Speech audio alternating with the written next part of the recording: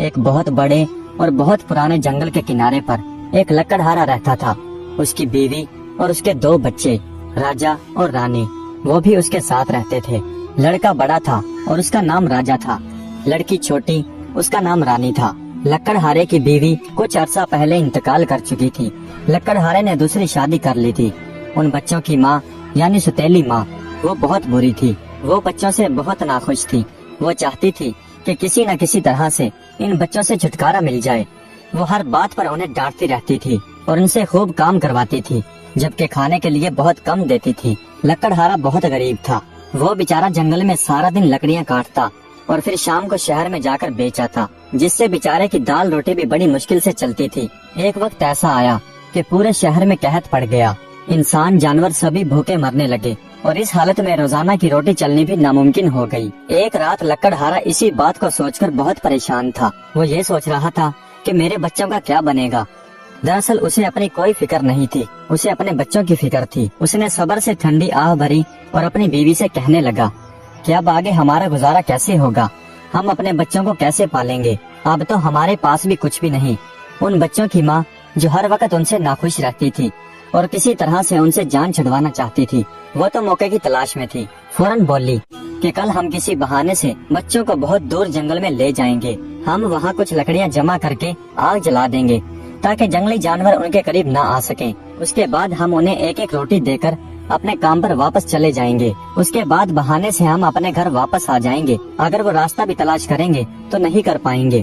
لکڑہارے نے یہ بات سنی تو پہلے تو اس نے کچھ سوچا اور پھر بولا نہیں نہیں، میں ایسا نہیں کر سکتا۔ ایک باپ اپنی اولاد کے ساتھ ایسا کیسے کر سکتا ہے کہ انہیں جنگل میں اکیلا چھوڑ دے اور جنگلی جانور انہیں چیر پھاڑ دیں، تو پھر ہمیں بھی ان کے ساتھ ہی بھوکا مرنا پڑے گا اور تمہارے پاس ہماری قبریں بنانے کے لیے بھی محنت کرنی پڑے گی۔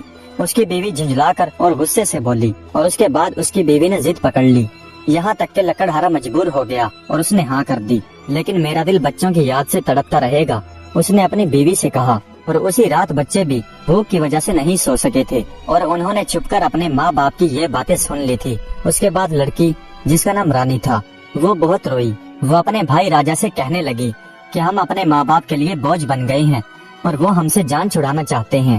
لڑکی کا بھائی راجا کہنے لگا نہیں نہیں بہن، تم پریشان مت ہو، میں اس کے لیے کچھ نہ کچھ ضرور سوچوں گا۔ جب دونوں میاں بیوی سو گئے تو لڑکا یعنی راجا کھڑا ہو گیا، اس نے ایک چادر اوڑھی اور چپکے سے گھر کے دروازے سے باہر نکل گیا۔ مکان کے آگے پڑے کنکر چاندی کے ٹکڑے معلوم ہو رہے تھے۔ راجا نے بہت سے کنکر اٹھا کر اپنی جیبیں بھر لی اور پھر گھر واپس آ گیا اور گھر آ کر اپنی بہن رانی سے کہنے لگا میری پیاری بہن، تم آرام سے سو جاؤ، اللہ بہتر کرے گا۔ یہ کہہ کر وہ خود بھی لیٹ کر سو گیا۔ اگلے دن صبح کا سورج بھی نہیں نکلا تھا کہ لکڑہارے کی بیوی ان دونوں بچوں کے پاس آئی اور بچوں سے کہنے لگی چلو بچوں کھڑے ہو جاؤ، آج ہم جنگل میں لکڑیاں کاٹنے کے لیے جائیں گے۔ اس نے راجا اور رانی کو روٹی کا ایک ایک ٹکڑا بھی دیا اور کہنے لگی یہ تمہارے دوپہر کو کھانے کے لیے ہے اور اسے ابھی نہ کھا جانا، ورنہ تمہارے پاس دوپہر کے کھانے کے لیے کچھ نہیں بچے گا۔ رانی اور راجا نے خاموشی سے وہ روٹی کے ٹکڑے لے لیے اور اس کے بعد وہ سب جنگل کی طرف روانہ ہو گئے۔ تھوڑی دور چلنے کے بعد لڑکا یعنی راجا کھڑا ہو گیا اور مڑ کر اپنے مکان کی طرف دیکھنے لگا اور یہ حرکت راجا بار بار کرتا رہا۔ لکڑہارے نے جب اپنے بیٹے کو ایسا کرتے ہوئے دیکھا تو اس نے بھی پوچھا کہ راجا کیا کر رہے ہو بیٹا، تم پیچھے مڑ مڑ کر کیوں دیکھ رہے ہو، دھیان سے چلو بیٹا۔ راجا نے جواب دیا میں اپنے بلی کے بچے کو دیکھ رہا ہوں جو ہمارے گھر کی چھت پر بیٹھا میری طرف دیکھ رہا ہے۔ یہ سن کر ستیلی ماں فوراً بولی ارے تم تو نیرے ہی بدھو ہو، وہ تمہاری بلی کا بچہ نہیں ہے بلکہ سورج ہے جو مکان کی چھت پر سے ابھر رہا ہے۔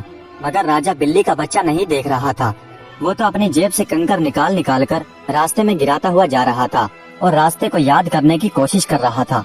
جب وہ جنگل کے بیچوں بیچ پہنچ گئے تو لکڑہارا کہنے لگا میرے بچوں اب تم لکڑیاں جمع کرو، میں یہاں پر آگ لگا دوں گا۔ اس کے بعد راجا اور رانی نے لکڑیاں جمع کر کر کر ایک بہت بڑا ڈھیر لگا دیا۔ اس کے بعد لکڑہارے نے ان لکڑیوں میں آگ لگا دی۔ جب آگ بھڑکنے لگی تو لکڑہارے کی بیوی بولی بچوں اب تم اس آگ کے قریب ہی بیٹھ جاؤ، ہم لکڑیاں کاٹنے جنگل میں جاتے ہیں، جب ہم کام سے فارغ ہو جائیں گے تو تمہیں اپنے ساتھ گھر لے چلیں گے۔ راجا اور رانی آگ کے قریب ہی بیٹھ گئے۔ دوپہر کی روٹی کھا کر انہوں نے سکون کا سانس لیا۔ انہیں کلہاڑے کی آواز مسلسل سنائی دیتی رہی اور وہ یہ سن کر بہت خوش تھے اور مطمئن تھے कि उनका बाप यहीं पर है, मगर हकीकत में वो कुल्हाड़ी की आवाज नहीं थी, बल्कि हवा के चलने से दरख्तों की शाखें आपस में टकरा रही थी। वो काफी देर अपने बाप का इंतजार करते रहे और थक हार कर वहीं पर सो गए। जब उनकी आंख खुली तो हल्का हल्का अंधेरा छा चुका था।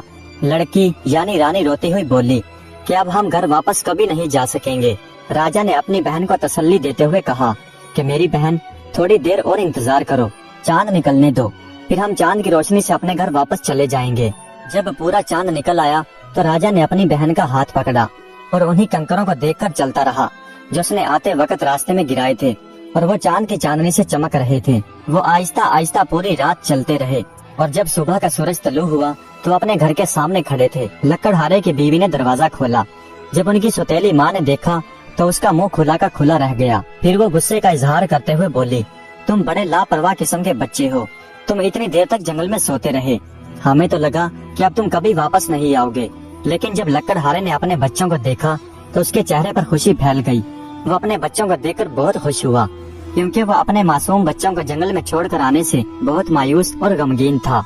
वक्त यूं ही गुजरता रहा और फिर कुछ अरसा बाद फिर कहत पड़ गया। बच्चों ने एक बार फिर अपनी सौतेली माँ की बातें सुन ली, जो कह रही थी कि हमारे पास सब कुछ खत्म हो गया, अब हमारे पास फकत आधी रोटी है।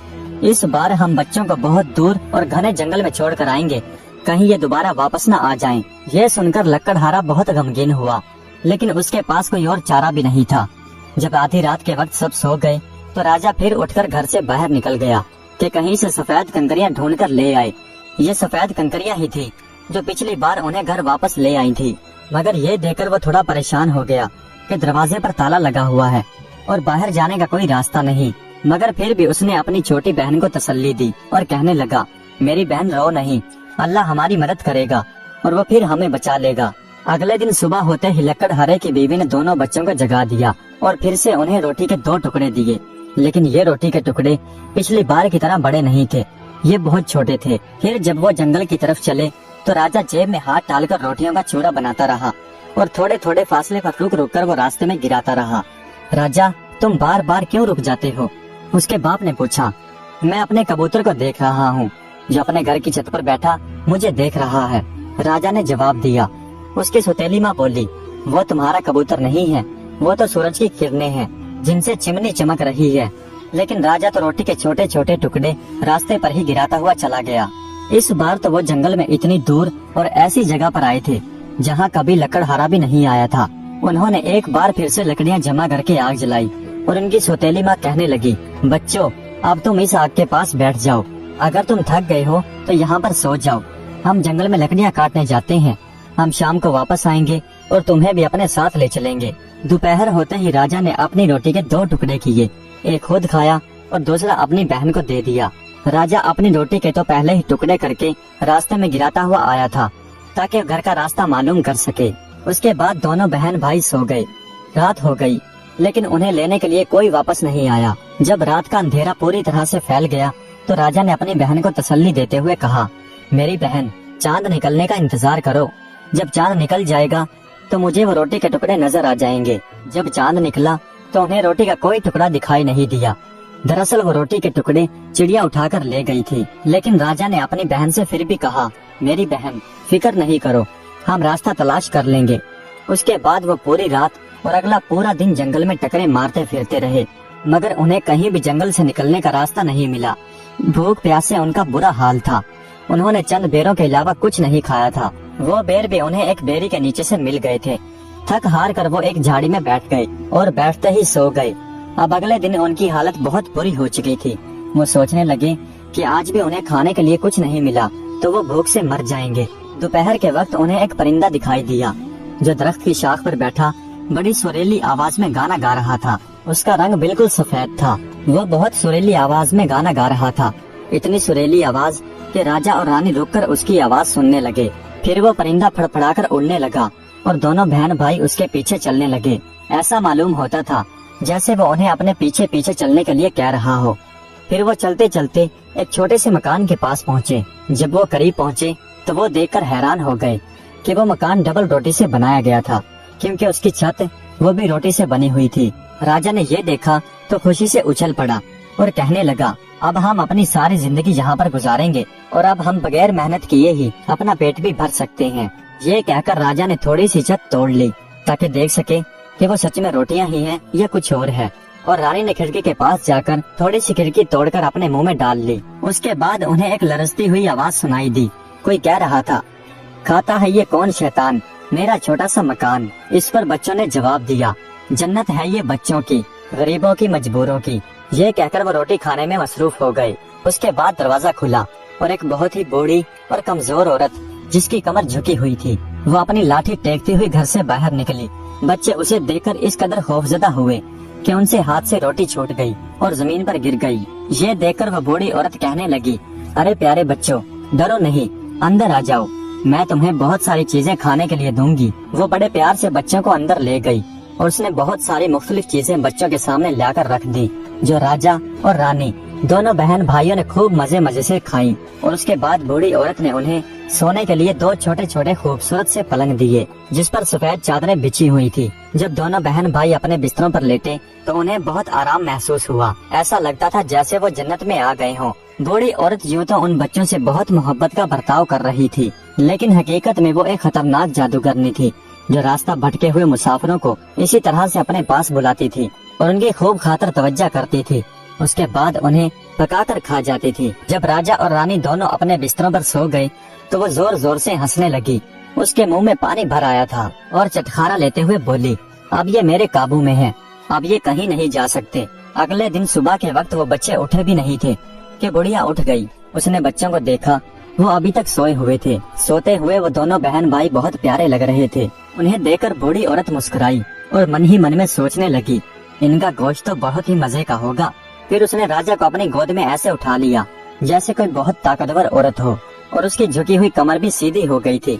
अब वो कमजोर मालूम नहीं होती थी। वो राजा को लेकर बाहर आ गई और घर के पास ही एक कमरे में ले गई। वो कमरा दरअसल पिंजरा था। उसने राजा को अंदर डालकर बाहर से कुंडी लगा दी। वो चाहे जितना भी चीखता चिल्लाता, लेकिन उसकी आवाज वहाँ पर सुनने वाला कोई नहीं था। अब बूढ़ी औरत कमरे में वापस आई और रानी अभी तक सोई हुई थी। उसे ये नहीं पता था कि उसका भाई उसके पास नहीं है। बुढ़िया ने रानी को जोर से झंझोड़ डाला। रानी डरकर उठ गई। वो हैरानी से बूढ़ी औरत की तरफ देखने लगी कि जिसकी आंखों में मोहब्बत की बजाय गुस्सा था। उसने गुस्से से कहा, उठ काहिल लड़की, चल पानी लेकर आ और अपने भाई के लिए कुछ पका कर दे। जब वो खा खाकर खूब मोटा ताजा हो जाएगा तो मैं उसे खा जाऊंगी। रानी ने जब ये सुना तो वो चीखे मार मार कर रोने लगी, लेकिन अब रोने धोने का कोई फायदा नहीं था। रानी बेचारी अब वही करती जो उसे करने के लिए कहा जाता। राजा के लिए बहुत उम्दा खाना पकाया जाता, मगर रानी बेचारी को बचा कुचा खाना नसीब होता। बूढ़ी औरत हर रोज पिंजरे के पास जाती और चिल्लाकर बोलती, राजा अपनी उंगली बाहर निकालो ताकि मैं इस बात का अंदाजा लगा सकूं कि तुम कितने मोटे हो गए हो। राजा इसके बदले में एक हड्डी उसके हाथ में थमा देता। बूढ़ी जादूगरनी जिसकी नजर बहुत कमजोर थी, वो ये नहीं देख पाती थी कि ये उसकी उंगली है या कुछ और है। वो रोजाना उस हड्डी को पकड़कर देखती तो परेशान हो जाती कि क्या बात है, मैं रोजाना इसे इतना उम्दा खाना खिलाती हूँ, फिर भी ये मोटा क्यों नहीं होता। इसी तरह से 4 हफ्ते गुजर गए। अब बूढ़ी औरत के लिए सब्र करना मुश्किल हो गया था। वो कहने लगी कि अब कुछ भी हो जाए मैं इस लड़के को खा जाऊंगी। उसने रानी को आवाज दी, ऐ लड़की पानी लेकर आ। राजा चाहे मोटा हो या पतला, मैं कल सुबह उसे पकाकर खा जाऊंगी। बेचारी रानी की हालत काबिले रहम थी। वो बेचारी सिसकियां भर भर कर रो रही थी और पानी ला रही थी। वो बेचारी रोते रोते कहने लगी कि ऐ अल्लाह हमारी मदद कर। इससे अच्छा तो ये था कि हमें जंगल में ही दरिंदे चीर फाड़ कर खा जाते ताकि हम दोनों बहन भाई एक साथ ही मर जाते। बंद करो ये रोना धोना, जादूगरनी झुंझला कर बोली। दूसरे दिन रानी बाहर आई। उसने पानी से भरी हुई एक तेजकी 2 बांसों के दरमियान लटका दी और उसके नीचे आग जला दी। बूढ़ी औरत कहने लगी, पहले हम उसको भूनेंगे। मैंने तंदूर तैयार कर लिया है और आटा भी बना लिया है। फिर उसके बाद उसने रानी को तंदूर की तरफ धक्का दिया जिसमें आग के शोले भड़क रहे थे और बूढ़ी औरत ने रानी से कहा कि जाकर देख तंदूर गर्म हुआ कि नहीं, ताकि मैं रोटियां पका सकूं। असल में वो बूढ़ी औरत रानी को इसलिए तंदूर के पास भेज रही थी ताकि वो उसे भी धक्का देकर तंदूर में गिरा दे और उसे भी पकाकर खा जाए। लेकिन रानी उसकी चालाकी को समझ गई थी। उसने अनजान बनते हुए कहा, लेकिन मुझे तो ये देखना नहीं आता कि तंदूर गर्म हुआ है कि नहीं, मैं किस तरह से देखूं। उसके बाद बूढ़ी औरत कहने लगी, अरे कामचोर लड़की, इस तंदूर का मुंह इतना बड़ा है कि मैं अपना सर भी उसके अंदर डाल सकूं। ये कहकर उस बूढ़ी जादूगरनी ने अपना सर तंदूर के अंदर किया ही था कि रानी ने उसे पीछे से तंदूर के अंदर धकेल दिया और लोहे के एक ढक्कन से तंदूर का मुंह बंद कर दिया। बुढ़िया की खौफनाक चीखों से पूरा जंगल गूंज उठा। वो बुरी तरह से चीख रही थी। एक बार तो रानी भी उसकी चीखें सुनकर डर गई, लेकिन उसने अपने कानों में उंगलियां ठूंस ली थी और भागती हुई उस तरफ आई जहाँ पर उसका भाई राजा कैद था। उसने पिंजरे का दरवाजा खोला और चीख कर बोली, राजा राजा, हम आजाद हो गए। बूढ़ी औरत जलकर मर गई है। पिंजरे का दरवाजा खुलते ही राजा ऐसे बाहर आया जैसे कोई परिंदा पिंजरे से निकलता है। दोनों बहन भाई खुशी से उछलने लगे। अब उन्हें जंगल में किसी का डर नहीं था। वो बेखौफ होकर बूढ़ी जादूगरनी के कमरे में चले गए। वहाँ पर उन्होंने जाकर देखा तो उन्हें बहुत से मुख्तलिफ संदूक नजर आए। उन संदूकों में हीरे, जवाहरात और सोने की अशरफियाँ भरी हुई थी। राजा ने उन अशरफियों से अपनी जेबें भर ली और रानी भी जितनी अशरफियाँ ले सकती थी उसने ले ली। उसके बाद राजा ने कहा कि अब हमें इस जंगल से बाहर निकलना चाहिए। कई घंटे भटकने के बाद वो एक झील पर पहुँचे। अब हम इसके पार कैसे जाएंगे? राजा ने कहा, मुझे तो इसके पार जाने का कोई रास्ता दिखाई नहीं देता। रानी ने कहा, देखो सामने एक बहुत बड़ा शुतुरमुर्ग खड़ा है, मैं उसे कहती हूँ कि वो हमारी मदद करे। रानी ने कहा। वो उसके पास गई और कहने लगी, प्यारे शुतुरमुर्ग, हम दोनों बहन भाई बहुत परेशान खड़े हैं और हम अपने घर वापस जाना चाहते हैं। उसके बाद शुतुरमुर्ग उनके पास आ गया। राजा शुतुरमुर्ग के ऊपर चढ़कर बैठ गया। रानी को अपने पास बिठाने लगा तो रानी कहने लगी, नहीं भाई, हम अगर दोनों इसके ऊपर बैठ गए तो हमारा वजन ज्यादा हो जाएगा। हम एक एक करके ही इसकी कमर पर सवार होंगे और झील को पार करेंगे। शुतुरमुर्ग ने उन्हें एक एक करके झील को पार करवा दिया। उसके बाद वह थोड़ा आगे बढ़े तो उन्हें एक ऐसी जगह दिखाई दी जो जानी पहचानी सी लगती थी। थोड़ी देर और चलते ही उन्हें अपना मकान दिखाई दिया। अपने मकान को देखकर वो खुशी से उछल पड़े और उनकी जान में जान आ गई और दोनों भागते हुए अपने मकान में दाखिल हो गए। उनके बाप ने जब अपने बच्चों को जिंदा सलामत देखा तो उसकी खुशी की इंतहा न रही। जब से वो अपने मासूम बच्चों को जंगल में छोड़ कर आया था तो उसे चैन नहीं आता था। वो हर वक्त अपने बच्चों की याद में रहता और रोता रहता। उसकी बीवी, जो उन बच्चों की सौतेली माँ थी, वो भी बीमार होकर मर चुकी थी। राजा और रानी ने हीरे जवाहरात का अपने बाप के आगे ढेर लगा दिया, जिन्हें वो बूढ़ी जादूगरनी के मकान से लेकर आए थे, और इस तरह से उनकी तमाम जिंदगी की परेशानियां खत्म हो गई। सौतेली माँ से भी उनकी जान छूट गई। वो खुद ही अपने करतूतों की वजह से कहरे इलाही का शिकार हो गई और खुशी से दोनों बहन भाई अपने बाप के साथ जिंदगी बसर करने लगे।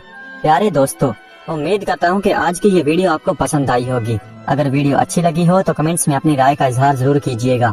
हमारे चैनल को सब्सक्राइब कर दीजिएगा। वीडियो देखने का बहुत बहुत शुक्रिया।